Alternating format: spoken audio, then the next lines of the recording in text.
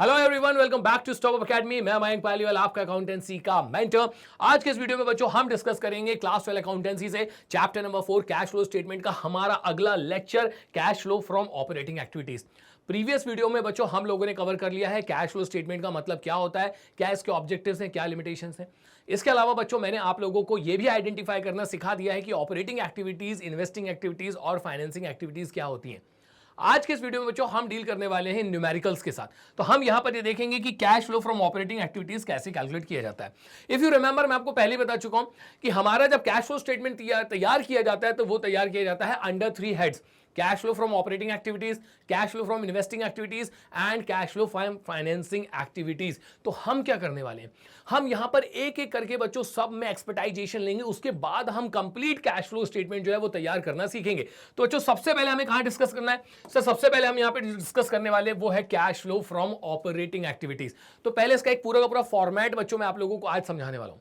वैसे तो आप लोगों के रिफ्रेशर में इसका कंप्लीट फॉर्मेट गिवन है, cash flow from operating, investing, financing, लेकिन उसको एक साथ करने से ज्यादा बेहतर है कि हम इन तीनों को सेपरेटली एक एक करके स्टडी करेंगे, इनमें एक्सपर्टाइजेशन लेकर आएंगे, इनको समझेंगे और उसके बाद बच्चों फिर हम लोग कंप्लीट कैश फ्लो स्टेटमेंट के जो है वो क्वेश्चन सॉल्व करेंगे। तो ये फॉर्मेट बच्चों आपको याद करना है। एक चीज बता दूं, मैं कभी भी फॉर्मेट बेस्ड स्टडी पसंद नहीं करता हूं, लेकिन बच्चों अभी आपके पास इतनी मैच्योरिटी नहीं है कि आप इस पूरे के पूरे फॉर्मेट की वर्किंग को समझ सकें। मैं बिल्कुल आपको बच्चों गारंटी से कह रहा हूं कि मैं आप लोगों को चाहूं तो ये पूरा का पूरा फॉर्मेट समझा भी सकता हूं। मैं हर एक चीज का रीजन आपको बता सकता हूं कि अगर यहां net profit during the year में ट्रांसफर टू रिजर्व ऐड किया जा रहा है तो क्यों किया जा रहा है। लेकिन फिलहाल अभी आपका जो लेवल है वो यहां तक नहीं पहुंचा है, मतलब इतनी मैच्योरिटी नहीं हम इस कह सकते हैं, या फिर ऐसा भी समझ लीजिए कि बच्चों अभी हमें इन सब चीजों पे ना जाते हुए फॉर्मेट बेस्ड स्टडी करके हम ये देखने की कोशिश करेंगे कि किस तरीके से यहां पर वैल्यू पुट की जाती है और cash flow from operating activities calculate किया जाता है। तो सबसे पहले बच्चों अगर हम बात करें तो सिर्फ और सिर्फ ऑपरेटिंग एक्टिविटीज के फॉर्मेट को हम जो डिस्कस करने वाले हैं, इसको बच्चों आप लोग याद कर लीजिएगा, कहीं पर भी नोट कर लीजिएगा और इसके अकॉर्डिंग बस कुछ नहीं करना है। ऑपरेटिंग एक्टिविटीज में फॉर्मेट को अपना एक बाय एक याद करते चले जाइए और इसके बाद एक एक करके यहां पे वैल्यूज पुट करते चले जाइए। कभी मौका मिला तो मैं डेफिनेटली बच्चों आपको समझाऊंगा कि किस वैल्यू को ऐड कर रहे हैं तो उसके पीछे क्या लॉजिक होता है। तो cash flow from operating activities में सबसे पहले बच्चों आपको ना एक अलग से वर्किंग नोट बनाना पड़ेगा, जहां पर हम लोग ये कैलकुलेट करते हैं net profit before tax and extraordinary items. तो ये स्टार्ट कहां से होगा? ये सबसे पहले स्टार्ट होता है बच्चों net profit during the year से। आपको ये पता लगाना है कि साल भर में हमें कितना प्रॉफिट हुआ है। एक चीज और बता दूं बच्चों, यहां पर सिर्फ आंख बंद करके वैल्यूज पुट नहीं करती जाती है, इनका एक तरीका होता है, तो वो तरीका पहले मैं आप लोगों को सिखाता हूं। तो सबसे पहले net profit during the year कैसे कैलकुलेट किया जाएगा, इसके लिए आपको प्रीवियस ईयर का प्रॉफिट देखना है और करंट ईयर का प्रॉफिट देखना है। जैसे सपोज 2022 और 2023, इस तरीके से हमें यहां पे 2 ईयर के क्या गिवन है, प्रॉफिट्स गिवन है। बच्चों यहां जो आपका प्रॉफिट गिवन है वो कितना है, 1 लाख, और यहां पे आपका प्रॉफिट कितना है, 1,50,000। तो हमारा जो प्रॉफिट है वो प्रीवियस ईयर 1 लाख का दिख रहा है और करंट ईयर में 1,50,000 का दिख रहा है। कितने से इंक्रीज हो रहा है सर? ये इंक्रीज हो रहा है 50,000 से। तो बच्चों net profit during the year में आपने कितना लिख देना है, 50,000। Net profit during the year में हम लोग कितना लिख देंगे, 50,000। उसके बाद बच्चों आप देख पा रहे होंगे ट्रांसफर टू रिजर्व। तो यहां पर भी आपको डिफरेंस ही निकालना होता है कि सपोज 2022 में और 2023 की हमें यहां पे वैल्यूज गिवन होंगी। तो 2022 से 2023 में आता हूं मैं, तो सपोज यहां प्रीवियस ईयर जो मेरा जनरल रिजर्व का बैलेंस है वो कितना है, 25,000, और करंट ईयर का मुझे कितना दिख रहा है, 50,000। तो यहां पे आप देख सकते हैं कितने से इंक्रीज हो रहा है मेरा general reserve. Sir general reserve हमारा इंक्रीज हो रहा है 25,000 से, तो बच्चों यहां पर आपको कितना मेंशन करना पड़ेगा, 25,000। Is that clear? तो यहां पर बच्चों मैं आपको फॉर्मेट को कैसे यूज करना है वो सिखा रहा हूं। मैं बिल्कुल गारंटी ले सकता हूं बच्चों, इसको देखने के बाद ना आपको कहीं और से कैश फ्लो स्टेटमेंट पढ़ने की जरूरत ही नहीं पड़ेगी। नेक्स्ट है बच्चों आपके पास provision for tax. Provision for tax की अगर हम लोग बात करें तो बच्चों ये हमेशा आपको करंट ईयर का लेना होता है। प्रोविजन फॉर टैक्स आप हमेशा कैसे लेंगे, करंट ईयर का लेंगे। तो जैसे एक एग्जांपल मैं यहां पर भी आप लोगों के लिए फ्रेम कर देता हूं कि 2 सालों का प्रोविजन गिवन है मुझे यहां पे 2023 और 2022, इस तरीके से। तो हमारा जो प्रीवियस ईयर का प्रोविजन है वो है बच्चों 75,000 और करंट ईयर का जो है बच्चों वो दिख रहा है मुझे कितना, 60,000। तो मैंने आपसे कहा कि यहां पर आपको कौन सी वैल्यू लेनी होगी, यहां पर हमको लेना पड़ेगा करंट ईयर का। तो प्रोविजन फॉर टैक्स में कितनी वैल्यू पुट कर दी जाएगी बच्चों, 60,000। हालांकि प्रोविजन फॉर टैक्स पे मैं एक पूरा का पूरा अलग से वीडियो बनाने वाला हूं, बिकॉज प्रोविजन फॉर टैक्स के 5 ऑल्टरनेटिव ट्रीटमेंट्स होते हैं। हर एक ट्रीटमेंट बच्चों मैं आप लोगों के साथ डिस्कस करने वाला हूं। तो यहां पे आपने देखा कि प्रॉफिट कैसे निकाला जाएगा। सर यहां पे प्रॉफिट में दोनों साल का डिफरेंस ले लिया जाता है। उसके बाद ट्रांसफर टू रिजर्व कैसे कैलकुलेट किया जाता है, सर इसमें भी डिफरेंस ले लिया जाता है। लेकिन जब प्रोविजन फॉर टैक्स की बारी आती है, अनटिल अनलेस कोई और एडजस्टमेंट गिवन नहीं हो, आपको हमेशा प्रोविजन फॉर टैक्स कौन सा लेना होता है, सर करंट ईयर का। Is that clear? इसके बाद आते हैं बच्चों हम लोग फाइनल डिविडेंड पेड। तो इसका ज्यादा टेंशन लेने का नहीं, आपके क्वेश्चन में जो एडजस्टमेंट गिवन होगा ना, वहां से हमको एडजस्टमेंट से ये मिल जाता है। और एक चीज मैं आपको बता दूं, ये हमेशा बच्चों प्रीवियस ईयर का लिया जाता है। ये हमेशा प्रीवियस ईयर का लिया जाता है। तो दोनों में आप लोग डिफरेंस समझ रहे हैं। मैं हर चीज का घर का पता बता रहा हूं आपको कि वो आइटम आपको कहां से मिलेगा और कैसे मिलेगा। तो फाइनल डिविडेंड जो जनरली आपको कहां पे मिलेगा, एडजस्टमेंट में, और वो आपको हमेशा कौन सा लेना है, प्रीवियस ईयर का। तो आपस में याद रखना है कि प्रोविजन फॉर टैक्स जो होता है वो हमेशा लिया जाता है करंट ईयर का, और जो डिविडेंड पेड होता है वो हमेशा लिया जाता है फाइनल ईयर का। उसके पीछे प्रीवियस ईयर का। उसके पीछे रीजन ये कि प्रीवियस ईयर जो डिविडेंड प्रपोज किया गया था या डिक्लेयर किया गया था ना, वो इस साल पे किया जाएगा। तो हम लोग डिविडेंड कौन सा लेंगे, प्रीवियस ईयर का। इसके बाद इंटरिम डिविडेंड। तो बच्चों आपके जो इंटरिम डिविडेंड है ना, ये भी आपको कहां पे देखने को मिल जाएगा, क्वेश्चन में नीचे एडजस्टमेंट्स होते हैं, वहां पर ये आप लोगों को देखने को मिल जाएगा। इसके बाद अगर हम बात करें extraordinary items debited to statement of profit and loss, तो यहां आपको समझना पड़ेगा कि एक्स्ट्रा ऑर्डिनरी आइटम्स होते क्या हैं। बच्चों ऐसी एक्टिविटीज या हम लोग कह सकते हैं कि ऐसे ट्रांजैक्शंस जो कि ना तो ऑपरेटिंग है, ना तो इन्वेस्टिंग है, ना तो फाइनेंसिंग है। तो सर अब इसमें क्या आ सकता है, क्योंकि आप ही तो पिछले वीडियो में बोल रहे थे हमसे कि भाई जितने भी ट्रांजैक्शंस होते हैं वो कहां कवर हो जाते हैं, ऑपरेटिंग, इन्वेस्टिंग और फाइनेंसिंग में। तो फिर ये अब इसके बियॉन्ड आप क्या लेकर आ गए, बच्चों कुछ नहीं है। ये होते हैं जनरली ऐसे ट्रांजैक्शन जो कि हमारे कंट्रोल में ही नहीं है, जैसे कि लॉस बाय फायर।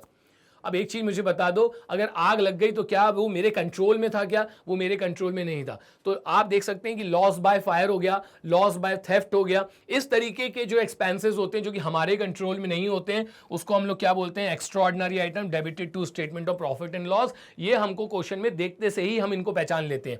उसके बाद होता है extraordinary items credited to statement of profit and loss. अब जैसे लॉस हुआ तो आपने यहां पे उसको डेबिट कर दिया होगा statement of profit and loss में। और अगर हम लोग बात करें कि इसके अगेंस्ट में अगर कोई इंश्योरेंस क्लेम आपको मिल रहा है, तो वो हमारे लिए क्या हो जाएगी, एक्स्ट्रा ऑर्डिनरी इनकम। बच्चों उसको आपको क्या करना पड़ेगा, लेस करना पड़ेगा। तो यहां से लेके यहां तक आपको सारे आइटम क्या करने हैं, ऐड करने हैं। और आपका जो extraordinary item credited to the statement of profit and loss just like insurance claim received, तो बच्चों इसको आपको क्या करना पड़ेगा, लेस करना पड़ेगा। और लास्ट में बच्चों आपको यहां पे जो इनकम टैक्स रिफंड आता है वो भी क्या करना होता है, लेस करना होता है। ये क्वेश्चन में आपको डायरेक्ट गिवन होता है। यहां से लेके यहां तक सारे ट्रांजैक्शंस का ट्रीटमेंट करने के बाद, या ऐसा बोलना चाहिए वेरिएबल्स हैं बेसिकली, इन सारे के सारे वेरिएबल्स का ट्रीटमेंट करने के बाद बच्चों हमें मिलता है net profit before tax and extraordinary items. तो ये पार्ट आप वर्किंग नोट में डील करते हैं, और जैसे ही आपका net profit before tax and extraordinary item निकल कर आ जाता है, मतलब इन सबको आपको प्लस माइनस करना पड़ेगा, तो आपका क्या निकल कर आ जाएगा, net profit before tax and extraordinary items. फिर हम क्या करेंगे सर, अब ना आप स्टार्ट करोगे net profit before tax and extraordinary item से। तो आप देख सकते हैं बच्चों मैंने कहां से स्टार्ट किया, net profit before tax and extraordinary item से। तो यहां पर हमारी उसकी वैल्यू जो है हम लोग मेंशन कर देंगे। अब इसको आपको बच्चों दो पार्ट में डिवाइड करना पड़ता है, आइटम टू बी एडेड और आइटम टू बी डिडक्टेड। बहुत ही सिंपल लैंग्वेज मैंने यहां पर ली है। सबसे पहले बच्चों आपको नेट प्रॉफिट बिफोर टैक्स में पहुंचने के बाद आपको उसमें सबसे पहले ऐड करना पड़ता है डेप्रिसिएशन। डेप्रिसिएशन के बाद बच्चों आप लोग उसके अंदर ऐड करेंगे इनटेंजिबल एसेट्स का अमोर्टाइजेशन। आपने कई बार मेरे मुंह से सुना होगा कि जो हमारे टैंजिबल एसेट्स होते हैं जब इनकी वैल्यू कम होती है तो उसको क्या बोला जाता है, डेप्रिसिएशन। और हमारे इनटैंजिबल एसेट्स की वैल्यू जब कम होती है तो उसे क्या बोला जाता है, अमोर्टाइजेशन। तो बेसिकली गुडविल, पेटेंट्स, ट्रेडमार्क्स, इसके अलावा हमारे पास और भी इनटैंजिबल एसेट्स होते हैं, वो जब जब उनकी वैल्यू कम होगी उसे क्या बोला जाता है, अमोर्टाइजेशन। तो ये जो राइट ऑफ लिखा है या अमोर्टाइज लिखा है, इसका मतलब ये कि यहां पर हमको जितने भी हमारे इंटैंजिबल एसेट्स हैं उनका अमोर्टाइजेशन लिखना है, एक तरीके से उनका डेप्रिसिएशन लिखना है। इसके बाद आ जाइए बच्चों इंटरेस्ट ऑन बोरोविंग्स। तो किसी भी टाइप की बोरोविंग्स हो, चाहे वो शॉर्ट टर्म बोरोविंग्स हो चाहे वो लॉन्ग टर्म बोरोविंग्स हो, मैं तो कह रहा हूं अगर आपने बैंक ओवरड्राफ्ट लेके रखा है ना, उसके ऊपर भी अगर आप इंटरेस्ट दे रहे हो तो वो यहां पर आएगा। मॉर्गेज लोन लेके रखा है उसके ऊपर इंटरेस्ट भी यहीं आएगा। आपने डिबेंचर इशू करके रखे उसके ऊपर भी इंटरेस्ट यहां ही आएगा। तो आपने जितने भी फंड्स बोरो करें चाहे शॉर्ट टर्म के लिए चाहे लॉन्ग टर्म के लिए, उसका इंटरेस्ट आपको जनरली कैलकुलेट करना पड़ता पड़ता है। जैसे मैं आपको बता दूं, ऐसा लिखा रहेगा यहां पर कि 2023 एंड 2024 यहां पर हमारे पास 10 लाख रुपीस के डिबेंचर्स हुआ करते थे, अब ये हो गए कितने के, 5 लाख रुपीस के, और इसके सामने ऐसा लिखा रहेगा 10% डिबेंचर्स। तो अनटिल अनलेस कोई अगर इन्फॉर्मेशन अवेलेबल नहीं है तो बच्चों हमको ना ओपनिंग पे निकालना पड़ता है। एक मिनट बच्चों, मुझे इसको थोड़ा सा चेंज करना पड़ेगा क्योंकि मैंने ईयर जो है वो थोड़े से आगे पीछे कर दिए, लेकिन कोई बात नहीं, अभी हम उसको सही कर लेते हैं।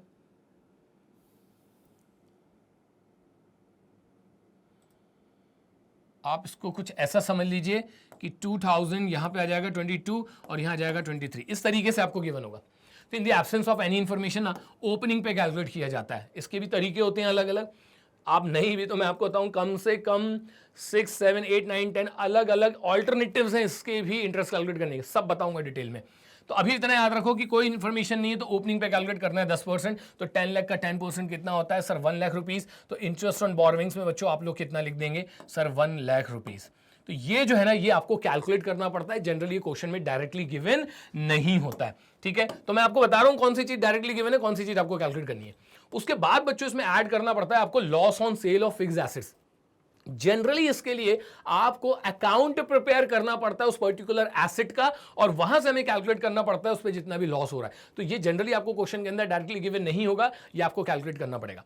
इसके अलावा बच्चों हमारे पास होता है increase in provision for doubtful debts. वैसे तो आप चाहें तो इसको, इसका एक आगे का पार्ट होता है, इसका ऑल्टरनेटिव प्रेजेंटेशन होता है, वहां पर भी लेके जा सकते हैं, लेकिन मेरे ख्याल से यहां पर इसका ट्रीटमेंट करना हमारे लिए ज्यादा आसान है। तो अगर आपके प्रोविजन फॉर डाउटफुल डेट्स बढ़ रहे हैं, प्रीवियस ईयर 1 लाख के थे, इस बार 1,20,000 के हो गए, तो कितने से इंक्रीज हो रहा है, 20,000 से, तो हम इसके अंदर लिख देंगे। इसके अलावा आपने अगर कोई अंडरराइटिंग कमीशन को राइट ऑफ किया है, कोई शेयर इश्यू एक्सपेंसेस को राइट ऑफ किया है, क्या होते हैं ना, ये पढ़ते पढ़ते सब समझा दूंगा मैं आपको, पढ़ाते पढ़ाते सब समझा दूंगा मैं आपको। तो वहां पर बच्चों हमको ये लेना पड़ेगा कि कितने के अंडरराइटिंग कमीशन और शेयर इश्यू एक्सपेंसेस को हमने राइट ऑफ किया है, इसको आपको ऐड करना पड़ेगा। इसके बाद बच्चों हमारे जो है लेस आइटम स्टार्ट होते हैं। लेस आइटम में आपके पास आता है इंटरेस्ट रिसीव्ड, डिविडेंड रिसीव्ड और रेंट रिसीव्ड। इन तीनों को आपको क्या करना पड़ेगा, लेस करना पड़ेगा। एक चीज चलो मैं आपको बता दूं कि क्यों इनको एड लेस किया जाता है, थोड़े थोड़े लॉजिक भी आप लोगों के साथ शेयर करते चलता हूं। ये तीनों की तीनों इन्वेस्टिंग इनकम है, लेकिन ये मेरे नेट प्रॉफिट में ऐड हो गई है, ध्यान से सुनिएगा। ये तीनों के तीनों इन्वेस्टिंग इनकम है और ये मेरे नेट प्रॉफिट में ऐड हो गई है। तो नेट प्रॉफिट को ऑपरेटिंग बनाने के लिए मैं ये तीनों की तीनों नॉन ऑपरेटिंग इनकम को क्या कर दूंगा, उठा के बाहर कर दूंगा। आई बात समझ में, ऐसे काम करता है, डिस्कस करेंगे। उसके बाद जिस तरीके से आपने यहाँ पे loss on sale of fixed assets लिया था, उसी तरीके से आपको यहाँ पे gain on sale of fixed assets लेना है। और बच्चों अगर आपके प्रोविजन पहले के कंपैरिजन में डिक्रीज हो रहे हैं तो यहाँ आ जाएंगे। तो दोनों में से कोई एक ही चीज होगी, या तो प्रोविजन बढ़ रहा होगा तो यहाँ आएगा, और अगर प्रोविजन कम हो रहा होगा तो यहाँ आ रहा होगा। अब बच्चों net profit before tax and extraordinary item, जैसे कि मैं आपको पहले बता चुका हूं, ये हम लोगों ने वर्किंग नोट में तैयार कर लिया था। फिर यहां से हमारा क्वेश्चन सॉल्व होना स्टार्ट हुआ। अब हम लोग बच्चों कहां पहुंच जाएंगे, हम पहुंच जाएंगे operating profit before change in working capital में। तो इसके न्यूमेरिकल्स में भी आपको करके दिखाऊंगा। बस एक चीज याद रखिएगा कि फॉर्मेट पूरा का पूरा याद होना चाहिए, ठीक है। देखते हैं मयंक सर को कितना याद है। अब मेरा तो बेटा दिन भर का काम है, मुझे तो याद रह गई। तो सबसे पहले क्या लेना है आपको, net profit during the year. उसमें ऐड क्या करना है, ट्रांसफर टू रिजर्व्स। चलिए काम करिए, आप लोग देखते चलिएगा, मैं नहीं देख रहा हूं। तो सबसे पहले हमको क्या लेना है sir, net profit during the year. उसके बाद क्या लेना है, ट्रांसफर टू रिजर्व। उसके बाद आ जाएगा आपका प्रोविजन फॉर टैक्स, फिर आएगा फाइनल डिविडेंड पेड, फिर आएगा इंटरिम डिविडेंड पेड। सर ये ऊपर नीचे हो सकते हैं क्या, अरे बिल्कुल कर सकते हैं, लेकिन मैं क्या कह रहा हूं, एक बार इसको ध्यान से बिल्कुल पूरा आंखों के सामने उतार लीजिए। कैसे आंखों के सामने उतारते हैं मैं आपको बताता हूं। आपने भी बच्चों, कभी कोई लड़का है अगर वो एक बहुत खूबसूरत लड़की को देख लेता है ना, तो वो उसकी आंखों में बस जाती है। वो नहीं भी रहती ना तब भी वो दिखती है। इसी तरीके से अगर किसी लड़की को बहुत ही हैंडसम लड़का कोई दिख जाए तो वो उसकी आंखों में बस जाएगा, वो उसको कई दिनों तक दिखता रहता है, भले ही वो उसके सामने हो चाहे नहीं हो। बेटा इसी तरीके से ना आप लोग ना इनको अपनी आंखों में उतार लो। अगर आपने इनको अपनी आंखों में उतार लिया ना तो ये आपके सामने नहीं भी होंगे तब भी ये आपको दिखेंगे। पता नहीं इसको गॉड गिफ्टेड कहना चाहिए या कुछ भी, भाई मेरे अंदर तो ये स्किल्स हैं कि मेरी कॉपी में जो कुछ भी लिखा रहता था मैं उसको बहुत ध्यान से देख लेता था। तो यू वॉन्ट बिलीव कि एग्जाम हॉल के अंदर ना मेरे को पूरी की पूरी कॉपी दिखने लग जाती थी। तो बच्चों ऐसा कर सकते हैं कि नहीं, आप खुद ही सोच के देखिए। जब हम किसी का फेस याद कर सकते हैं, बस एक कुछ सेकंड्स के लिए हम उसका फेस देखते हैं और वो कई दिनों तक हमें याद हो जाता है। उसी तरीके से अगर आप इसको बहुत ध्यान से देख लेंगे तो ये भी आपकी मेमोरी में कहीं ना कहीं जाके चिपक जाएगा और फिर आप इसको जब भी देखना चाहेंगे बस आंखें बंद करो तो पूरी की पूरी नोटबुक दिखेगी आपको। तो ये चीज आप कर सकते हैं। तो यहां पर हमने कहां तक पहुंच गए थे सर, इंटरम डिविडेंड पेड। इसके बाद आपको लेना है extraordinary item debited to profit and loss. उसके बाद लेस करना है आपका extraordinary item credited to profit and loss और इनकम टैक्स रिफंड। उसके बाद बच्चों आपका आ जाता है net profit before tax and extraordinary item. सबसे पहले ऐड करिए डेप्रिसिएशन, फिर ऐड करिए अमोर्टाइजेशन, फिर ऐड करिए इंटरेस्ट ऑन बोरोइंग्स, फिर ऐड करिए loss on sale of fixed assets. उसके बाद ऐड करिए increase in provision for doubtful debts. उसके बाद शेयर इशू एक्सपेंसेस और अंडरराइटिंग कमीशन को अगर आपने राइट ऑफ किया है तो उसको ऐड कर दीजिए। फिर आप आ जाइए सीधे लेस आइटम में। लेस आइटम में inter receipt, rent receipt, dividend receipt, इसको लेस करिए। उसके बाद बच्चों profit on sale of fixed assets को लेस करिए। उसके बाद decrease in provision for doubtful debts को मेंशन करिए और सारे का सारा ट्रीटमेंट करने के बाद जो वैल्यू निकल कर आएगी ना, उस वैल्यू को बोला जाएगा operating profit before change in working capital. ये भी क्लियर। अब इसके बाद बच्चों हम कहां पर आ चुके हैं sir, operating profit before change in working capital में। तो जितने भी करंट एसेट्स डिक्रीज होंगे आपको उसको यहां पर मेंशन करना पड़ेगा, और जितने भी आपकी करंट लायबिलिटीज इंक्रीज होगी उनको आपको यहां पर मेंशन करना होगा। और डिक्रीज इन करंट एसेट्स और इंक्रीज इन करंट लायबिलिटीज आपको क्या करना होगा, ऐड करना होगा। तो जो क्वेश्चन में देख के हम समझ जाते हैं कि हमारे करंट एसेट्स और करंट लायबिलिटीज इंक्रीज हो रहे हैं कि डिक्रीज, तो वहां से हम लोग इसका ट्रीटमेंट करेंगे। फिर जस्ट ऑपोजिट हमको करना होता है कि अगर हमारा करंट एसेट डिक्रीज हो रहा है तो वो ऐड में चला जाएगा, लेकिन अगर इंक्रीज हो रहा है तो काय में चले जाएगा, लेस में। करंट लायबिलिटीज अगर इंक्रीज कर रही है तब तो काय में चली जाएंगी, ऐड में, और अगर डिक्रीज हो रही है तो काय में चली जाएंगी, लेस में। तो बहुत ही सिंपल है बच्चों, decrease in current assets and increase in current liabilities आपने ऐड करना है, और इसके बाद increase in current assets and decrease in current liabilities आपको लेस करना है। और इन सबको प्लस माइनस करने के बाद जो वैल्यू निकल कर आएगी बच्चों, उसको हम लोग बोलेंगे cash generated from operation. Negative होगा तो लिख देना cash used in operating activities. और लास्ट में बच्चों आपको इनकम टैक्स पेड जो है, मतलब जितना भी आपने साल भर में इनकम टैक्स पे किया है, ये हमको यहां पर सब्ट्रैक्ट करना पड़ेगा। मैं आपको बता चुका हूं कि भाई provision for tax, income tax के more than 4 to 5 alternative treatments हैं, एक एक करके सब डिस्कस करेंगे, इसके लिए मैं अलग से वीडियो बनाने वाला हूं। और यहां जाके फाइनली आपको मिल जाएगा कैश फ्लो फ्रॉम और used in operating activities. Positive आ रहा है तो वही आ जाएगा फ्रॉम, और नेगेटिव आ रहा है तो आ जाएगा यूज्ड इन एक्टिविटीज। तो जो आप ये पूरा का पूरा फॉर्मेट बहुत ही अच्छे से याद कर लीजिए, क्योंकि मैं आपको बिल्कुल चैलेंज दे रहा हूं, अगर फॉर्मेट याद है ना, मैं पूरा फॉर्मेट बेस्ड स्टडी नहीं करवाता हूं, बट प्रॉब्लम क्या है बच्चों, अभी ये चीज आपको समझाने बैठ गया ना तो पूरा का पूरा खिचड़ा बन जाएगा। इसके लिए बहुत नेक्स्ट लेवल का एक्सपीरियंस और नॉलेज चाहिए होता है, तब जाके इसकी वर्किंग समझ में आती है। तो पहली बार मैं आपसे कह रहा हूं कि भाई इसके फॉर्मेट को याद कर लीजिएगा। आगे चलते हैं बच्चों, तो अब हम लोग देख सकते हैं कि यहां से हमारे कुछ न्यूमेरिकल क्वेश्चन स्टार्ट हो रहे हैं। तो जैसा कि स्लाइड में अपन ने देखा था ना, पार्ट में था हमारा क्वेश्चन। सबसे पहले हमने नेट प्रॉफिट आपका जो क्या कहते हैं before tax and extraordinary item है वो निकाला। फिर हम लोग कहां तक पहुंचे थे, operating profit before change in working capital. और फिर हम कहां पहुंचे थे, cash flow from operating activities. इसी पैटर्न पे बच्चों मैं आप लोगों के लिए क्वेश्चन लेकर आया हूं कि यहां पर आप देखोगे कि कुछ स्टेप्स है हमारे पास, वो स्टेप्स में फॉलो करने वाला हूं। यहां पर हमने स्टार्ट किया तो सबसे पहले कहां पहुंचे, net profit before tax and extraordinary items, पहले ये निकाल। इसके बाद बच्चों मैं आपको operating profit before working capital change तक कैसे पहुंचते हैं ये सिखाऊंगा, और उसके बाद बच्चों हम लोग cash flow from operating activities कैसे कैलकुलेट करते हैं वहां पहुंचेंगे। तो इसी के अकॉर्डिंगली बच्चों हमने यहाँ पे न्यूमेरिकल्स प्लेस करें, हम स्टेप बाय स्टेप सीखेंगे। इसी तरीके से कॉन्सेप्ट बनाए जाते हैं बच्चों, एक ही बार से सीधे मैं यहाँ पर जो हमारी चौथी पांचवी सीढ़ी वहां पर जंप नहीं कर सकता। तो यहां हम लोग क्वेश्चन देख सकते हैं, न्यूमेरिकल्स आ गए हमारे पास। फॉलोइंग इज द एक्सट्रैक्ट, मतलब बहुत प्यार से इसको पढ़ लेते हैं, देखते हैं क्या करना है।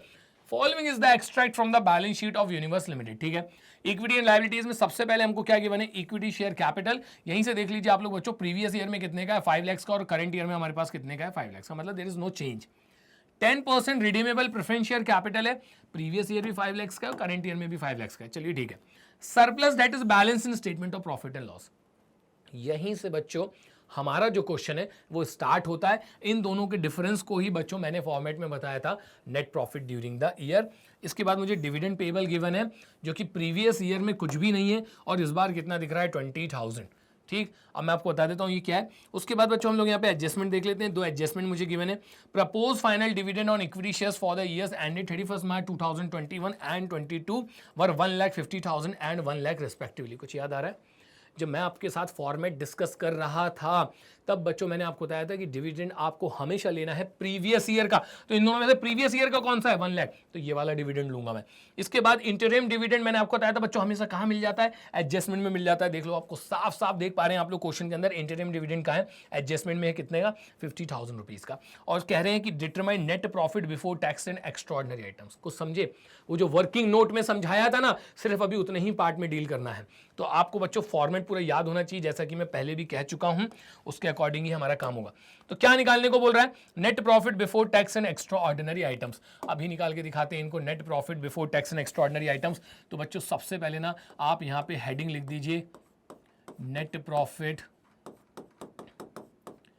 Before tax and extraordinary items, ये कैलकुलेट करना है ना, इसी की हेडिंग बना लो। तो net profit before tax and extraordinary items हो गया बच्चों। उसके बाद आप यहां पे लिखिए पर्टिकुलर्स। देखिए मैं आपसे नहीं कह रहा हूं कि यही क्वेश्चन जो है आपके एग्जाम में आ जाएगा, लेकिन भाई एक चीज बता दूं, जब तक आप इसका कॉन्सेप्ट भाई सीखेंगे नहीं कि क्वेश्चन सॉल्व कैसे किया जाता है, स्टार्ट कैसे किया जाता है, वहां कैसे सॉल्व करके आयोगे मेरे बच्चों। तो सबसे पहले एज पर अवर फॉर्मेट हमारा क्या आता है? सबसे पहले एज पर अवर फॉर्मेट आता है net profit during the year. अब मैं एक एक करके आपको समझाऊंगा यहाँ पे कि इसको किस तरीके से आपने मेंशन करना है। तो net profit during the year की अगर हम लोग बात करें बच्चों, तो उसके लिए आपको हमेशा देखना है surplus that is balance in statement of profit and loss. Previous year से करंट ईयर में कंपैरिजन करना है। प्रीवियस ईयर 2,50,000 का है, करंट ईयर में 4,50,000 का है। कितने से इंक्रीज हो रहा है सर? 2 लाख रुपीज से इंक्रीज हो रहा है। तो बच्चों यहां जाके मेंशन कर दीजिए आप लोग 2 लाख। ये वीडियो सिर्फ देखिएगा नहीं बच्चों, मैं गारंटी ले रहा हूं कैश फ्लो स्टेटमेंट में बिल्कुल एक्सट्रीम लेवल पे आपको लेकर जाने वाला हूं। ऐसा कोई कॉन्सेप्ट नहीं है जो हम लोग यहां पे डिस्कस नहीं करने वाले। तो नोटबुक उठा के ईमानदारी के साथ ये वीडियोस देखिएगा। इसके बाद यहां पे बच्चों आप लोग लिख दीजिए ऐड। याद है ना फॉर्मेट? याद है ना format? Net profit during the year के बाद क्या आता है? Transfer to reserves. ढूंढिए यहां पर कहीं पर भी आपको ट्रांसफर टू रिजर्व्स दिख रहा है क्या? नो सर, कहीं पर भी ट्रांसफर टू रिजर्व नहीं है, स्किप कर दीजिए। उसके बाद हमारा अगला आइटम क्या है? अगला वेरिएबल क्या होता है? Provision for tax. ढूंढिए बच्चों यहां पर कहीं पर भी प्रोविजन फॉर टैक्स दिख रहा है क्या? नो सर, स्किप कर दीजिए। उसके बाद हमारे पास क्या आता है? प्रोविजन फॉर टैक्स के बाद सर फाइनल डिविडेंड पेड। अब यहां पर असली कहानी छुपी हुई है। यहां आप देखेंगे कि अगर मैं डिविडेंड की बात करूं तो यहां पे लिखा है propose dividend on equity shares. यहाँ पे बच्चों जो डिविडेंड की बात की जा रही है वो सिर्फ और सिर्फ डिविडेंड किस पे दे रहे हैं लोग? इक्विटी शेयर्स पे। लेकिन आप लोग बचपन से पढ़ते आ रहे हो, बचपन मतलब बचपन ही है यार, अभी तो बचपन से पढ़ते चले आ रहे हैं कि सर अगर क्वेश्चन में इक्विटी और प्रेफरेंस गिवन है तो भाई नाम लगा लो प्रेफरेंस। प्रेफरेंस के पास तो होती ही प्रेफरेंस है कि जब भी डिविडेंड दिया जाएगा पहले किसको दिया जाएगा? प्रेफरेंस शेयर होल्डर्स को। तो देखो ये ना एक हिडन एडजस्टमेंट है। ये क्या है? एक हिडन एडजस्टमेंट। ये कह रहे हैं कि भैया हम इक्विटी वालों को दे रहे हैं, कितना दे रहे हैं? 1 लाख रुपए। तो इनको 1 लाख रुपए देने से पहले ना प्रेफरेंस शेयर कैपिटल वालों को भी डिविडेंड देना ही पड़ेगा। इसके इस फेस के सामने जो रेट लगी रहती है ना, ये रेट ऑफ डिविडेंड ही होती है। तो आप देख सकते हैं कि यहां पे कोई चेंज है नहीं, और अगर चेंज हो भी रहा होता है तो in the absence of any information सारे कैलकुलेशन ओपनिंग वैल्यू पे करना है। तो 5 लाख पे मुझे डिविडेंड देना पड़ेगा 10% का। सर कहां लिखा है? क्यों दे रहे हो 10% का डिविडेंड?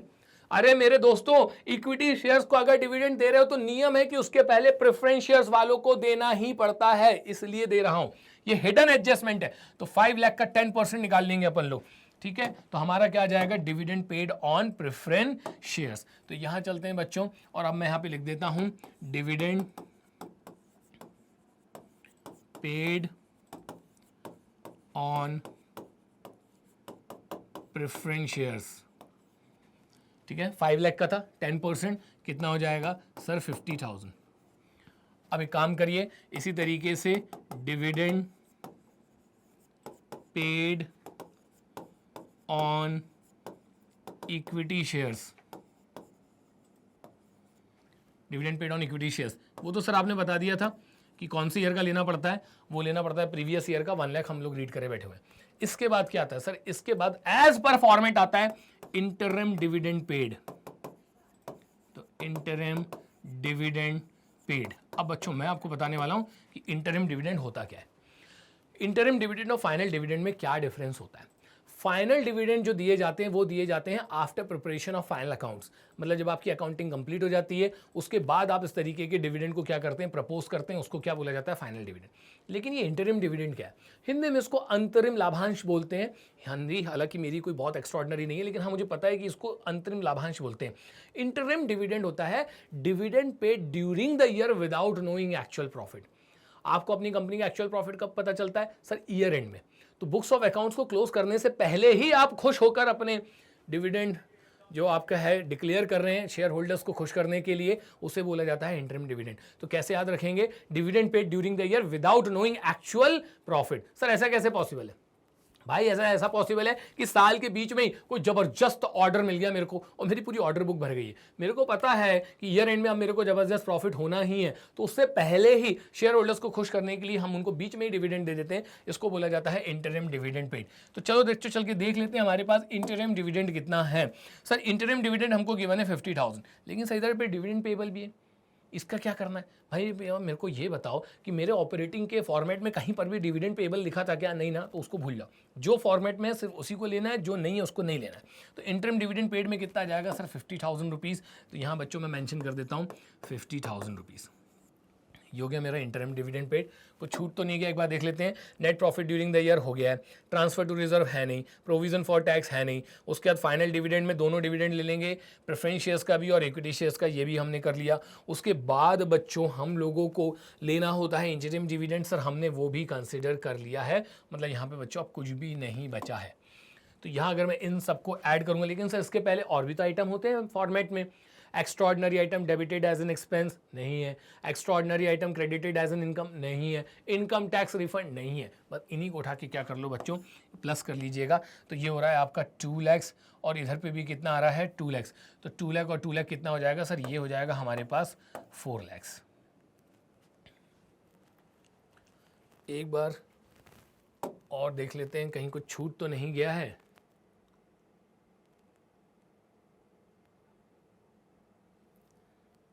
एक मिनट बच्चों, एक छोटी सी गलती हो गई, मतलब बहुत छोटी सी, कि प्रीवियस ईयर का डिविडेंड लिया जाता है। प्रीवियस ईयर का डिविडेंड 1 लाख नहीं बच्चों, 1,50,000 है।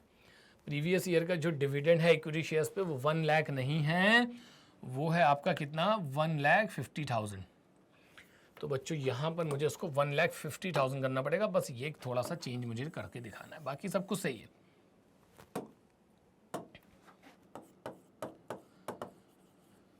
तो रीड करने में गलती हो गई थी, लेकिन हमने सुधार ली। अब इन सबको प्लस कर लो भैया, कितना निकल कर आ जाएगा सर, ये निकल कर आ रहा है 4,40,000। पहला स्टेप मैंने बच्चों आप लोगों को यहाँ पे सिखा दिया है, तो इधर पे लिख देना आप लोग, net profit before tax and extraordinary items. तो बच्चों बिल्कुल मज़ा आ गया होगा कि पहला कदम आपने बढ़ा दिया है कैश फ्लो स्टेटमेंट के तरफ। तो ये रहा बच्चों आपको पूरा का पूरा सोल्यूशन। चलते हैं बच्चों आगे। तो स्टेप बाय स्टेप मैंने आपसे प्रॉमिस किया है, अब मैं कहाँ तक आपको लेके जाऊँगा, अब मैं आपको लेके जाऊँगा operating profit before change in working capital. तो उस लेवल का मेरे को क्वेश्चन चाहिए। यहाँ हम लोग देख सकते हैं, यह खैर यहाँ पर भी net profit before tax and extra ordinary है। मैं एक बार और अटेम्प्ट कर लेते हैं, कुछ और सीखने को मिल जाएगा। अच्छा हाँ ठीक है, ये क्वेश्चन मैंने इसलिए रखा है सो डैट आपको ये एक्स्ट्रा ऑर्डिनरी आइटम्स के एग्जाम्पल मिल जाए, इसलिए मैंने इस क्वेश्चन को रखा है। ठीक है, तो यहाँ पर भी कैलकुलेट तो मुझे वही करना है, आप देख लो। From the following information calculate net profit before tax and extraordinary item. और प्रैक्टिस करा रहा हूँ सो डेट अलग अलग टाइप के एडजस्टमेंट्स आपने समझ में आ जाए। सारी इन्फॉर्मेशन गिवन है, ये हमारे हो गया बैलेंसेस प्रॉफिट एंड लॉस के। डिविडेंड पेड मुझे यहाँ पर गिवन है, इंटरिम डिविडेंड गिवन है, रिजर्व गिवन है, प्रोविजन फॉर टैक्स गिवन है, इनकम टैक्स रिफंड गिवन है। यहाँ पे आपका अलावा loss of inventory due to fire, insurance claim received for above losses. मतलब एक चीज़ बता दूँ, पूरा वो जो हमारा फॉर्मेट था ना, उससे रिलेटेड सारे के सारे एडजस्टमेंट्स यहाँ पर हमको बच्चों गिवन है। तो यहाँ पर थोड़ा सा आइडिया लग जाएगा आपको किस तरीके से हमको करना है। तो मेरा तरीका बच्चों यहाँ पर वही रहने वाला है कि हम यहाँ पर हेडिंग बना देंगे नेट प्रॉफिट बिफोर टैक्स। यहां ना बच्चों वो जो आपका फॉर्मेट है ना, वो बहुत अच्छे से आपको समझ में आने वाला है। Net profit before tax and extraordinary items, particulars amount. ठीक, फॉर्मेट पे कॉन्सेंट्रेट करिए। सबसे पहले क्या आता है sir, net profit during the year, तो यहां पे मैं लिख दूंगा net profit during the year. चलिए यहां देखिए, ओपनिंग क्लोजिंग में प्रीवियस ईयर का कितना दिख रहा है 1,18,000, क्लोजिंग प्रीवियस ईयर का होगा। ओपनिंग कितना दिख रहा है आपको 50, मतलब ये प्रीवियस ईयर का, ये करंट ईयर का है। तो पहले के कंपेयर, सॉरी उल्टा बोल दिया मैंने, ओपनिंग हमारे पास कितना है 50,000 और क्लोजिंग हमारे पास कितना है 1,18,000, मतलब प्रीवियस ईयर का कितना है 50,000 और करंट ईयर का आपका कितना है 1,18,000। इनका डिफरेंस निकालना पड़ता है। कितने से इंक्रीज हो रहा है सर, ये इंक्रीज हो रहा है 68,000 से। तो net profit during the year में आप लोग लिख दीजिएगा 68,000। बिल्कुल स्टेप बाय स्टेप चलेंगे। इसके बाद सर अगला आइटम आता है ऐड ट्रांसफर टू रिजर्व। वो जनरल रिजर्व के अलावा कोई सा भी रिजर्व हो सकता है। तो यहां ऐड ट्रांसफर टू रिजर्व में देखते हैं, यहां देखिए ट्रांसफर टू रिजर्व साफ साफ दिख रहा है हमको कितने का है सर 50,000 का। तो यहां तो डायरेक्ट गिवन है, अदरवाइज हमें कैलकुलेट भी करना पड़ सकता है। Transfer to reserve 50,000। Transfer to reserve के बाद मेरे फॉर्मेट में अगला वेरिएबल होता है प्रोविजन फॉर टैक्स। है क्वेश्चन में, मुझे पता है। तो यहां पे मैं लिख दूंगा बच्चों प्रोविजन फॉर टैक्स। ये आपको हमेशा जो प्रोविजन फॉर टैक्स है वो लेना है in the absence of any information current year का। तो यहां देख सकते हैं provision for tax made during the year, current year के गिवन है, कितना गिवन है सर 75,000। तो यहाँ पे प्रोविजन फॉर टैक्स में हम लोग कितना लिख देंगे 75,000। अब बच्चों मुझे बताओ कि प्रोविजन फॉर टैक्स के बाद क्या आता है सर, प्रोविजन फॉर टैक्स के बाद आता है हमारा फाइनल डिविडेंड। तो यहां पे बच्चों मैं उठा लेता हूं dividend paid, dividend paid on equity shares preference shares. तो डिविडेंड हमारा जो फाइनल डिविडेंड है यहां दिख रहा है मुझे, dividend paid propose dividend for the previous year. हाँ प्रीवियस ईयर के लेते हैं, कितना गिवन है 36,000। तो डिविडेंड पेड में कितना लिख दूंगा बच्चों मैं 36,000। डिविडेंड पेड के बाद क्या आता है सर, इसके बाद आता है इंटरिम डिविडेंड पेड। अब मैंने लिख तो दिया है वो, हालांकि मुझे चेक करना पड़ेगा कि भाई जो इंटरिम डिविडेंड है वो है कि नहीं, मेरे ख्याल से तो होना चाहिए। तो interim dividend paid during the year without knowing actual profit. तो इंटरिम डिविडेंड हमको कितना गिवन है सर 45,000। तो यहाँ पे इंटरिम डिविडेंड पेड में कितना लिख दूंगा मैं 45,000। यहाँ तक क्लियर है। अब क्या आते हैं सर, इसके बाद है ना एक्स्ट्रा ऑर्डिनरी आइटम्स आते हैं। Extraordinary item debited as an expense दिखाता हूं बच्चों यहाँ पे आपको, ये है वो extraordinary item debited as an expense. Loss of inventory due to fire, ये हमारे कंट्रोल में नहीं थी, ये लॉस है, इसको हम लोग P&L में लेकर गए होंगे। कितने का है 1 लाख रुपीज़ का। तो ये भी उठा लीजिए, लेकिन वहाँ extraordinary item debited as an expense नहीं लिखूंगा, यहाँ पे मैं ये लिखूंगा loss of inventory due to fire. तो यहाँ पे हम लोग लिख देंगे loss of inventory due to fire. कितने का लॉस हो रहा है due to fire sir 1 lakh rupees का। तो 1 लाख रुपीज़ उठा लीजिए।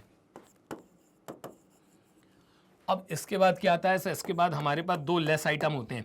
एक होता है आपका extraordinary item credited as an income, ये रहा आपका insurance claim received for above loss. कितने का मिल रहा है 50,000 का। तो इसको हम लोग लॉस ट्रीट यहाँ पे एक्सपेंस ले लेंगे as an extraordinary item. तो ये हो जाएगा लेस हमारे लिए इंश्योरेंस क्लेम रिसीव्ड।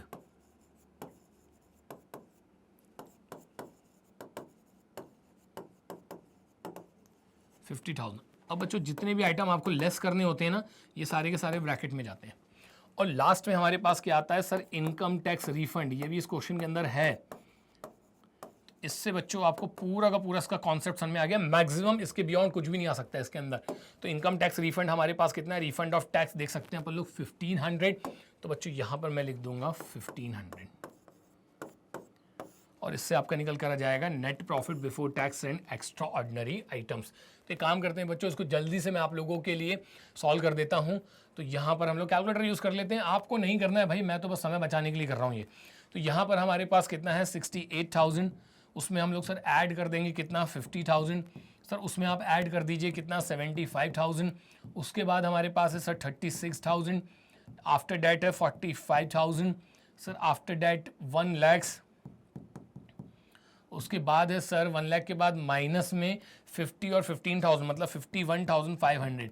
तो एक ही बार में बच्चों मैं क्या कर देता हूँ, इसको माइनस कर देता हूँ। 3,22,500 आ रहा है। तो यहाँ पे हम लिख देंगे हम लोग 3,22,500 500। तो देख सकते हैं बच्चों बहुत ही डिटेल में हमने यहाँ पे net profit before tax and extraordinary items कैसे कैलकुलेट किया जाता है वो पूरा का पूरा मैंने आप लोगों को सॉल्व करके दिखा दिया। अब आपको पता है कि मेरा अगला स्टेप क्या बनने वाला है। अब सर हमारा अगला स्टेप बनेगा कि आप इसके एक कदम आगे हमको लेकर जाओगे और अब आप हमको सिखाओगे कि भाई operating profit before change in working capital तक कैसे पहुंचा जाता है। तो अगला क्वेश्चन है बच्चों ये रहा आपके सामने, from the following information calculate operating profit before change in working capital. Clear है ना। इसके बाद वाले क्वेश्चन में मैं आपको कहां तक लेके चले जाऊंगा, cash flow from operating activities. ऐसे हम इन्वेस्टिंग सीखेंगे, फाइनेंसिंग सीखेंगे, तीनों पार्ट में एक्सपर्टाइजेशन लेने के बाद सीधे उतरेंगे कैश फ्लो स्टेटमेंट के जबरदस्त क्वेश्चन सॉल्व करने के लिए। तो from the following information calculate operating profit before change in working capital. ठीक है, क्या क्या आइटम गिवन है। अब की बार बच्चों मुझे net profit before tax and extraordinary items पहले से ही गिवन है, तो यहीं से जो है आपका क्वेश्चन आपको हमको स्टार्ट करना पड़ेगा। मतलब आप समझ रहे हो ना क्या है, सारे वर्किंग नोट बनाने के बाद जो वैल्यू आती है ना इसमें वो डायरेक्टली गिवन है, तो यहीं से स्टार्ट करना है। इसके बाद हमको क्या लेना पड़ता है, फॉर्मेट आप लोग एक काम करिएगा, पीछे जाके देख लीजिएगा, आपने लिखा होगा तो आपको समझ में आ जाएगा मैं क्या कहना चाह रहा हूँ। डेप्रिसिएशन, इंटरेस्ट ऑन बोरोविंग्स है, गुडविल अमोर्टाइज है, loss on sale of machine है, premium on redemption of debentures है, interest and dividend received on investments है, profit on sale of investments है। सारे के सारे आइटम हमने पढ़ लिए। अब हमको देखना है कि इसको किस तरीके से किया जाएगा।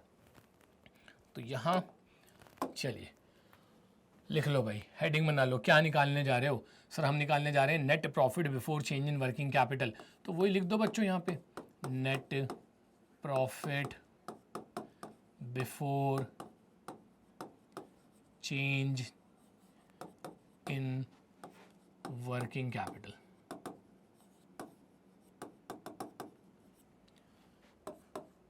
Particulars amount. तो चूंकि मैंने आपको पिछले क्वेश्चन में net profit before tax and extraordinary items तक निकालना सिखा दिया था, इसलिए इस क्वेश्चन में हम लोग डायरेक्ट वहीं से लेने वाले हैं। Net profit before tax and extraordinary items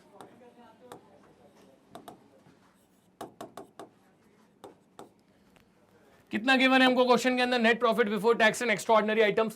sir वो गिवन है 2,23,500, तो यहां पर मैं लिख दूंगा कितना, 2,23,500। अब फॉर्मेट याद है ना इस एक्सक्यूज मी, इसके बाद क्या आता है सर, इसके बाद आता है डेप्रीशिएशन। तो मैं यहाँ पे लिख देता हूँ बच्चों ऐड डेप्रीशिएशन। देख लेते हैं क्वेश्चन के अंदर है कि नहीं, नहीं होगा तो फिर हम इसको इरेज कर देंगे। तो बच्चों ऐड डेप्रीशिएशन अगर मैं करूँगा, सर साफ साफ दिख तो रहा है 42,000, उठा लो भाई डेप्रीशिएशन कितना 42,000। इसलिए मैं आपसे कह रहा हूँ बच्चों cash flow from operating activities सीखने के लिए फॉर्मेट याद कर लो। चलो एक चीज और बता देता हूँ, सिर्फ cash flow from operating activities का फॉर्मेट याद कर लो, इसके बाद किसी फॉर्मेट को याद करने के लिए नहीं बोलूंगा, और गारंटी दे रहा हूँ इसका फॉर्मेट बनाना सीख गए ना तो पूरा का पूरा कैश फ्लो स्टेटमेंट हमारे हाथ में होगा। क्योंकि इन्वेस्टिंग में हमें अकाउंट बनाना सीखना पड़ता है, वो मैं सिखाई दूंगा। फाइनेंसिंग को एक अलग शॉर्टकट है मेरे पास, वो मैं आपको बताऊंगा किस तरीके से आप बहुत आसानी से फाइनेंसिंग एक्टिविटीज को आइडेंटिफाई कर देते हैं, क्योंकि सबसे ज्यादा लोग वहीं पर परेशान होते हैं। डेप्रिसिएशन के बाद सर आता है अमोर्टाइजेशन। तो यहाँ पे बच्चों मैं लिख देता हूँ अमोर्टाइजेशन।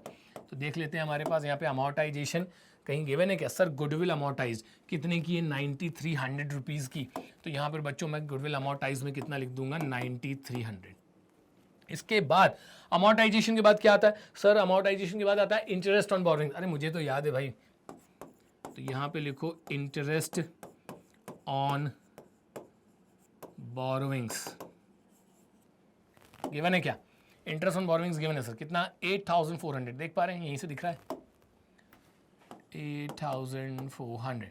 इंटरेस्ट ऑन बोरोइंग्स के बाद क्या आता है sir, loss on sale of fixed assets. Check करो, देखो भाई कहाँ दिख रहा है sir, loss on sale of fixed assets machinery, उठा लो यहाँ पर loss on sale of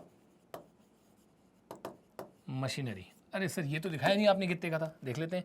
loss on sale of machinery 9,000, तो इधर पे बच्चों अपन लोग क्या लिख देंगे 9,000। इसके बाद आता है बच्चों increase in provision for doubtful debts, skip कर दीजिए, नहीं है। उसके बाद आता है आपका share issue expenses underwriting commission written of, ये भी नहीं है।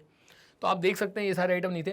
लेस आइटम पे जाता हूं मैं, तो लेस आइटम में मुझे मिलता है इंटरेस्ट रिसीव्ड, रेंट रिसीव्ड और डिविडेंड रिसीव्ड। उसमें से इंटरेस्ट और डिविडेंड रिसीव्ड है मेरे पास कितने का, 13,800 का। तो मेरा लेस आइटम स्टार्ट होने जा रहा है इंटरेस्ट एंड डिविडेंड रिसीव्ड। इसको ना ऑपरेटिंग में इसलिए माइनस करते हैं क्योंकि इन्वेस्टिंग होती है, यहां से हटाओ वहां लेके जाओ।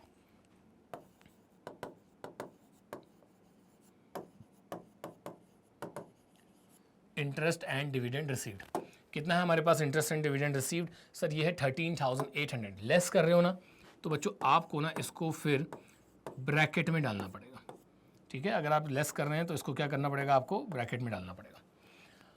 इसके बाद आता है हमारे पास profit on sale of fixed assets. Check करिए है कहीं profit on sale of assets? यहाँ है sir, profit on sale of investment. कितना? 6,000। तो लिखो भाई यहाँ पे profit on sale of investments. इसको भी हमको क्या करना पड़ता है सर, लेस करना पड़ता है। कितना profit on sale of investments है? 6,000 रुपीज़ का। तो बच्चों यहाँ पे मैं मेंशन कर देता हूँ 6,000। इसके बाद बच्चों आता है decrease in provision for doubtful debts, जो कि नहीं है। सर एक आइटम ना छोटा छोटा सा लग रहा है, premium on redemption of debentures, ये यहाँ नहीं आएगा। It's a financing activity. Operating का मेरा जो फॉर्मेट था उसमें कहीं पर भी था क्या? ये कहीं था? ये नहीं था ना, इसलिए इसको नहीं लेंगे, क्योंकि ये इसका पार्टी नहीं है, ये फाइनेंसिंग का पार्टी। उधर लेके जाके इसको अपन लोग ट्रीट करेंगे। अब एक काम करिए भाई, उसको जरा जल्दी से प्लस माइनस कर लीजिए, सो डैट हमें पता चल जाएगा कि हमारा यहाँ पर एक स्टेप आगे जिसमें हमको निकालना था operating profit before change in working capital, वो कितना आ रहा है? तो 2,23,500। इसमें मैं ऐड कर दूंगा बच्चों 42,000, फिर हम ऐड कर देंगे 9,300, फिर इसमें ऐड करूंगा मैं 8,400, इसमें प्लस कर देंगे हम लोग 9,000, उसमें से माइनस करेंगे 13,800, और फिर माइनस करूंगा मैं 6,000। तो मुझे यहाँ पे मिलेगा बच्चों 2,72,400। तो यहाँ मैं लिख दूंगा 2,72,400। और यहाँ बच्चों हमने एक स्टेप और आगे बढ़ा लिया है। अभी भी हम अब और आगे जाएंगे। अब हम बच्चों फाइनली कहाँ पहुँचने वाले हैं? अब सर हम आप हमको लेके जाने वाले हैं हमारे ऑपरेटिंग के लास्ट स्टेप पे, जहां पे कहां से लेके कहां तक सब पूरा नेट प्रॉफिट बिफोर टैक्सेशन से लेके कैश जनरेटेड फ्रॉम ऑपरेशंस तक मैं आपको लेके जाने वाला हूं। ये रहा क्वेश्चन। तो आप देख सकते हैं calculate cash flow from operating activities. एक बार इसकी रीडिंग लगाना पड़ेगा हम लोगों को। क्या क्या गिवन है सर? जनरल रिजर्व है, surplus that is balance in statement of profit and loss है, 10% डिबेंचर्स हैं, ट्रेड पेबल्स है, कैश शिपमेंट्स है, गुडविल है, मशीन है, 10% नॉन करंट इन्वेस्टमेंट्स हैं, इन्वेंट्रीज है, प्रोविजन फॉर डाउटफुल डेट्स है, और ट्रेड रिसीवेबल्स है। तो चलिए बच्चों लास्ट क्वेश्चन है, क्योंकि इसके अंदर अपन लोग सीख चुके होंगे कि हमारा ऑपरेटिंग एक्टिविटीज को किस तरीके से कैलकुलेट किया जाता है। तो देख लेते हैं बच्चों, यहां पर रीड हम लोग कर ही चुके हैं पूरा का पूरा क्वेश्चन। सीधे चलते हैं सॉल्यूशन पे। तो यहां बच्चों आप लोगों को अब ना पूरा का पूरा कंप्लीट जो है ऑपरेटिंग एक्टिविटीज यहां पे सॉल्व करके दिखाना है। तो बच्चों यहां पे आपकी और मेरी हेडिंग जो है ना वो हो जाएगी चेंज, और मैं यहां पे लिखूंगा cash flow from operating activities.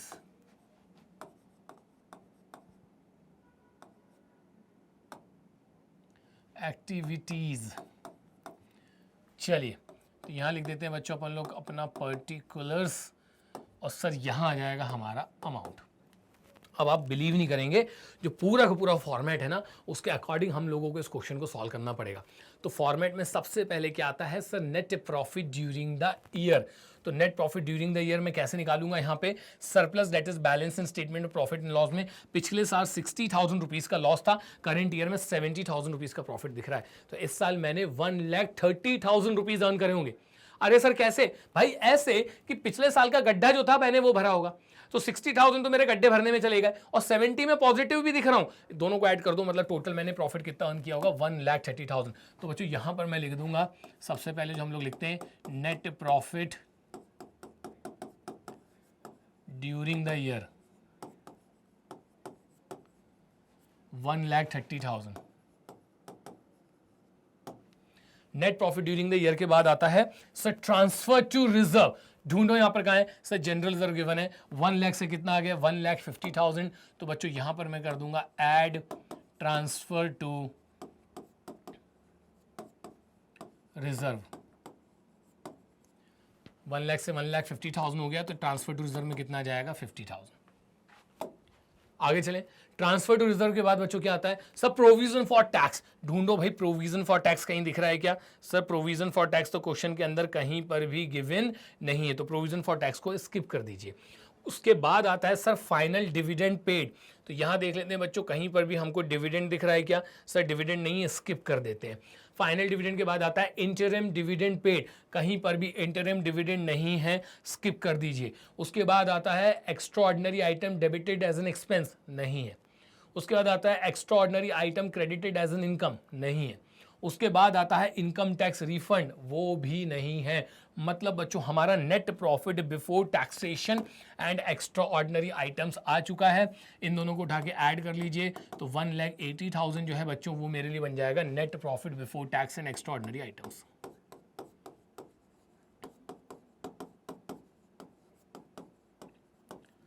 Before tax and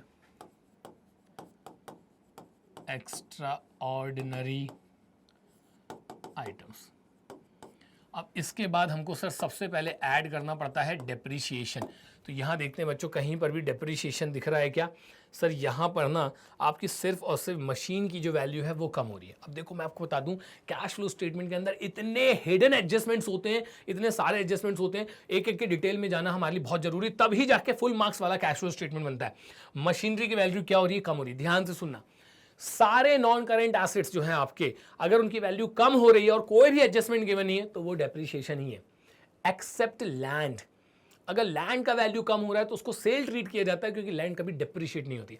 इसके अलावा जितने भी हमारे एसेट्स हैं यहां पर, नॉन करंट एसेट्स जो होते हैं, फिक्स एसेट्स जिनको बोलते हो, अगर वो कम हो रहे हैं तो उसके अंदर डेप्रिशिएशन ही छुपा होता है। 5 लाख से कितना हो गया? 4,60,000। तो यहां पे बच्चों हमारे पास डेप्रिशिएशन मिल गया हमको। ध्यान रखिएगा ये वाली बात, कितने का? 40,000 का। तो यहाँ पे मैं लिख देता हूँ कितना? 40,000।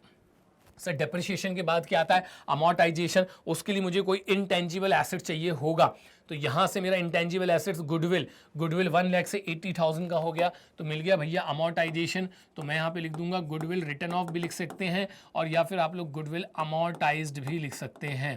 तो 1 लाख से कितना हो गया था? सर गुडविल जो है आपका 1 लाख से हो रहा है 80,000, तो 20,000 से रिटर्न ऑफ है, मतलब अमोर्टाइज्ड है, वो मैं यहाँ लिख दूंगा।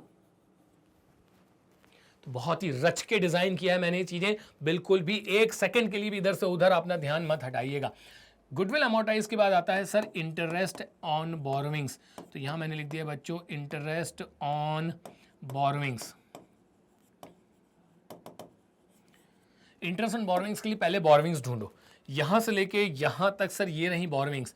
10% डिवेंचर्स हमारी क्या है सर? बोरोविंग्स हैं। और मैंने आपको बताया था थोड़ी देर पहले कि 2 फिगर्स गिवन है, लेकिन किसी भी तरीके का कोई भी एडजस्टमेंट गिवन नहीं है। तो अगर कोई भी एडजस्टमेंट गिवन है तो इसके फेस के सामने जो 10% है ना, आपको हमेशा निकालना पड़ेगा ओपनिंग पे। किस पे निकालना पड़ेगा बच्चों? ओपनिंग पे निकालना पड़ेगा। एक मिनट, ये थोड़ी सी मैं स्लाइड अगर यहाँ पे सही कर दूं, मुझे एक छोटा सा चेंज इसके अंदर दिख रहा है, इतना तो हालांकि आप लोग भी समझ सकते हैं। ये 2022 है, तो ये सारे के सारे फिगर्स 2023 हैं, ठीक है। नहीं तो आप बोलोगे कि सर 22 में क्या कंपेयर करें, वो 23 है, कई बार टाइपिंग एरर हो जाता है, तो अभी आप उसको उसी तरीके से लेकर चलिएगा। तो यहाँ पर सर हमारे 10% डिवेंचर्स जो है उस पर आप निकाल लीजिए ओपनिंग पे, कोई और इन्फॉर्मेशन नहीं है तो ओपनिंग पे। तो 2,10,000 का 10% निकाल लूंगा तो इंटरेस्ट ऑन बोरोविंग्स आ जाएगा कितना? 21,000। इंटरेस्ट ऑन बोरोविंग्स के बाद आता है loss on sale of assets. यहां पे देख लीजिए कहीं पर भी loss on sale of assets नहीं है। उसके बाद आता है बच्चों increase in provision for doubtful debts. ये रहा प्रोविजन फॉर डाउटफुल डेट्स, और ये पहले के कंपैरिजन में क्या हो रहा है? इंक्रीज ही हो रहा है, यही लेकर आना है इसको। तो यहां पे अब मैं लिख दूंगा इंक्रीज,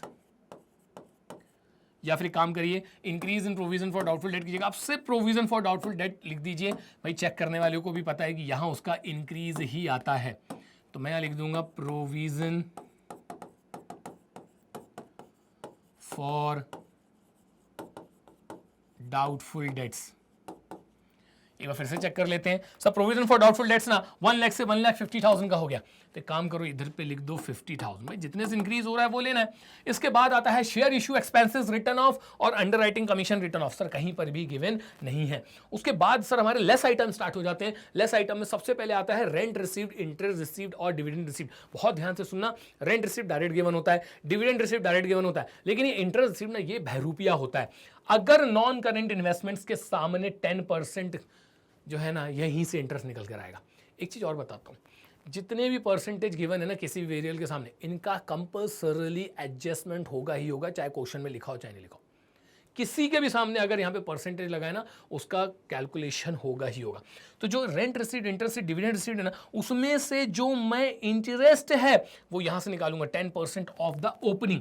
तो ओपनिंग कितने का है? 60,000 का। तो उस पर मुझे जो इंटरेस्ट मिलेगा 10% का इंटरेस्ट रिसीव्ड के नाम से, वो हमारा कितना हो जाएगा सर? 60,000 का 10% होता है 6,000।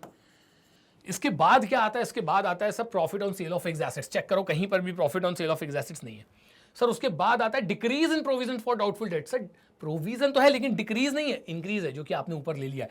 मतलब बच्चों हम लोगों का ना अब operating profit before change in working capital आ चुका है। तो यहां पे मैं लिख दूंगा operating profit before change in working capital. Plus minus कर लेते हैं इसको। कैलकुलेटर आपने यूज नहीं करना है, मैं भी यूज नहीं करता हूं, तो सिर्फ जल्दी करने के लिए कर रहा हूं। तो 1,80,000, इसमें सर हम ऐड कर देंगे कितना 40,000, इसमें सर हम ऐड कर देंगे कितना 20,000, और फिर ऐड कर देंगे 21,000। उसके बाद सर आपको लेना पड़ेगा यहां पर लेस आइटम है, ये दोनों है ना, मैं याद रखूंगा लेस आइटम है। लेस आइटम में एक ही है भाई, कौन सा 6,000 वाला, ब्रैकेट लगा दूंगा अभी मैं। तो ये आ जाएगा आपका 50,000 और लेस हो जाएगा इसमें से कितना 6,000। तो ये हमारा आ रहा है सर 3,05,000। लेकिन एक बार बच्चों में उसको वापस से करूंगा, मुझे ऐसा लगता है शायद कुछ गड़बड़ हो गई है मुझसे। 180 प्लस 40,000 प्लस इसमें कर देंगे 20 और 21, 41,000 उठा लेता हूँ एक ही बार में। उसमें हम ऐड करेंगे कितना 50,000 और वहाँ से माइनस करूँगा मैं 6,000, आएगा आपका, ओफो फिर से गड़बड़ हो गई।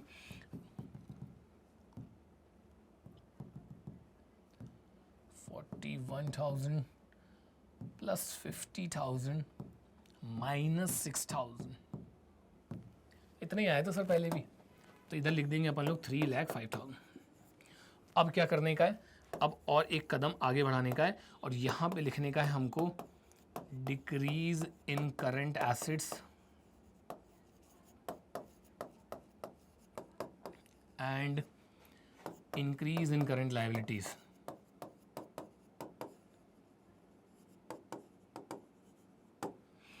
अब क्वेश्चनिंग करो, आप ढूंढो एक एक करके, पहले इस पे फोकस करो फिर उस पे करिएगा। डिक्रीज इन करंट एसेट्स, तो यहां जाके ढूंढो कौन सा करंट एसेट डिक्रीज हो रहा है। उसके लिए पहले पता होना चाहिए करंट एसेट क्या है। डिक्रीज इन करंट एसेट्स में cash in cash equivalent current assets होते हैं, लेकिन इनको नहीं लेना है, इनको छोड़ के सारे ले लेना। इनको और करंट इन्वेस्टमेंट्स को छोड़ के सारे करंट एसेट्स आ जाएंगे, ये दोनों नहीं आएंगे क्योंकि भाई ये ना कैश इन कैश इक्विवेलेंट होते हैं। तो यहाँ पर मेरा करंट एसेट ये था, इसको नहीं लेना है, इसको ये पूरा आना ही नहीं है, किधर पे आएगा आखिरी में आता है। इसके बाद सर इन्वेंट्रीज क्या हो रही हैं, बढ़ रही हैं, इधर नहीं आएंगी। सर ट्रेड रिसीवेबल्स क्या हो रहे हैं, बढ़ रहे हैं, ये भी नहीं आएंगे। मतलब यहाँ पे इंक्रीज इन करंट एसेट नहीं, sorry decrease in current asset जो है वो नहीं है। हमको क्या चाहिए था, डिक्रीज इन करंट एसेट। एक बार और चेक कर लेता हूँ, इसको तो लेना ही नहीं होता है। इन्वेंट्रीज डिक्रीज हो रही है, नहीं। ट्रेड रिसीवेबल्स नहीं, डिक्रीज इन करंट एसेट्स है नहीं। अब ले लेंगे इंक्रीज इन करंट लायबिलिटीज। ढूंढो भाई कौन सी करंट लायबिलिटी इंक्रीज हो रही है। सर ये हो रही है ट्रेड पेबल्स, उठाओ इसको। तो यहां लिखो ट्रेड पेबल्स। देखते हैं जरा ट्रेड पेबल्स में क्या हो रहा है। सर 75,000 से 11,75,000 के हो गए। तो यहाँ पर चेंज जितने का आ रहा है वो लिखना होता है। तो 75,000 से 11,75,000 गए, तो 11 लाख ले लीजिए। तो decrease in current, increase, decrease in current assets था ही नहीं, इंक्रीज इन करंट लायबिलिटीज में क्या मिला, ट्रेड पेबल्स। और देख लेते हैं, और देख लेते हैं, और यहाँ पे कुछ भी नहीं है। अब मुझे इसका जस्ट ऑपोजिट करना पड़ेगा बच्चों, और मैं इधर पे लिखूंगा लेस, जस्ट ऑपोजिट। तो मुझे यहाँ लिखना पड़ेगा increase in current assets and opposite है ना, डिक्रीज इन करंट लायबिलिटीज। अब बच्चों ढूंढो इंक्रीज इन करंट एसेट काय में हो रहा है। तो यहाँ पर सर इसको तो लेना ही नहीं है। सर यहाँ पे इन्वेंट्रीज जो है ना वो बढ़ रही हैं, 60,000 से कितने की हो गई हैं, 2,45,000 की। तो सर 1,85,000 से बढ़ रही हैं। ये कितने से बढ़ रही हैं, 1,85,000 से। तो लेस आइटम है, तो यहाँ तो पहले लिख दो इन्वेंटरीज, और लेस आइटम है तो ब्रैकेट में लेके जाना पड़ेगा 1,85,000। और ढूंढो और कोई करंट एसेट इंक्रीज हो रहा है कि ट्रेड रिसीवेबल्स, ये भी तो इंक्रीज हो रहे हैं, 10 लाख से 21 लाख के हो गए। तो यहाँ मैं लिखूंगा ट्रेड रिसीवेबल्स कितने से, 11 लाख से। लेस आइटम है तो क्या करना है, माइनस। तो एक एक करंट एसेट करंट लायबिलिटी को पकड़ो, देखो इंक्रीज हो रहा है कि डिक्रीज, जिसकी जहां जगह है वहां पहुंचा दो। ये दोनों हो गए। इसके बाद में देखूंगा डिक्रीज इन करंट लायबिलिटीज है क्या। ऐसी कोई करंट लायबिलिटी जो कि डिक्रीज हो रही हो, ट्रेड पेबल सर ये ले तो क्यों हो आप ऑलरेडी, अब यहाँ पर कुछ भी नहीं बचा है, तो डिक्रीज इन करंट लायबिलिटीज़ नहीं है। यहाँ एक लाइन ड्रॉ करिए बच्चों, और अब आपका जो आंसर है वो निकल कर आने वाला है। तो देखते हैं हम लोग हमारा क्या आंसर आएगा। देखो अच्छी बात यह है कि यहाँ तक आप ऑलरेडी कैलकुलेशंस कर चुके होते हो, तो आपको दोबारा नहीं करना है। तो 3,05,000 प्लस हम इसमें करेंगे 11 लैक्स, माइनस में इसमें से करूंगा वही वाला 11 लैक्स, और क्या माइनस करूंगा 1,85,000, तो ये निकल कर आ रहा है 1,20,000। तो बच्चों यहाँ मैं लिख दूंगा 1,20,000 पॉजिटिव आ रहा है। तो मैं यहाँ पे लिखूंगा कैश जनरेटेड फ्रॉम ऑपरेशंस या फ्रॉम ऑपरेटिंग एक्टिविटीज।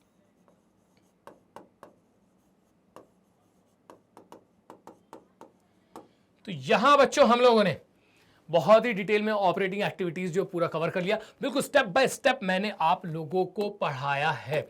तो बिल्कुल ईमानदारी के साथ पढ़िएगा, वीडियो से देखना नहीं है, अपनी नोटबुक और पेन उठाइए और एक एक एक एक इस तरीके से मेरे साथ कॉन्सेप्ट सॉल्व करते चले जाइए। किसी भी तरीके का डाउट है कमेंट बॉक्स में जाइए, वहां मुझे बताइए, मैं पर्सनली आके आप लोगों के डाउट सॉल्व करूंगा। तो आज का हमारा वीडियो कैसा लगा बच्चों, कमेंट बॉक्स में जाके लिखना बिल्कुल भी मत भूलिएगा। हमारी अकेडमी स्टेप अप अकेडमी को शेयर करना, कि चैनल को शेयर करना, सब्सक्राइब करना, लाइक करना बिल्कुल भी ना भूलें बच्चों। आपके इस पर्टिकुलर एक्शन से ही ना हमारे अंदर एनर्जी आती है कि हम लोग इस तरीके के आपके लिए और वीडियोस तैयार करें। तो मिलते हैं बच्चों अगली वीडियो में, तब तक के लिए जय हिंद।